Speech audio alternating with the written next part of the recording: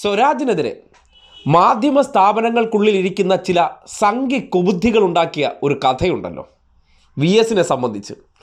ആ കഥയുമായിട്ട് കഴിഞ്ഞ ദിവസം കൈരളി ചാനലിലെ ടോക്ക് ഷോയിൽ പങ്കെടുക്കാനെത്തിയ ഒരു സംഘി, സുധീഷ് എന്നാണ് പേര്, ഇതേ വിഷയം എടുത്തങ്ങിട്ടു.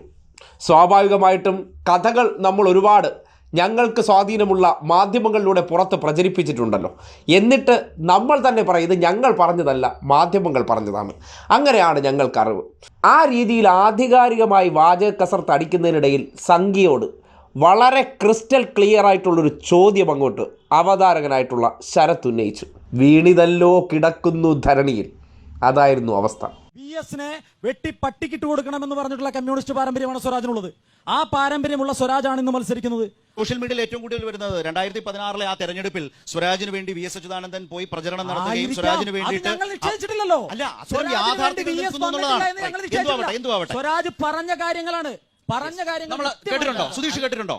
ഈ പറഞ്ഞത് കേട്ടിട്ടുണ്ടോ? ഞാൻ ഒരു വീഡിയോ തകർന്നത് നിങ്ങൾ കണ്ടിട്ടുണ്ടോ? ഉണ്ടല്ലോ. അതെ, നെറ്റ്ഫ്ലിക്സിൽ ഡോക്യുമെന്ററി നിങ്ങൾ കാണിക്കുന്നത്. അങ്ങനെ പറഞ്ഞിട്ടുള്ള ഒരു വീഡിയോ നിങ്ങൾ ചർച്ച ഗംഭീരമായി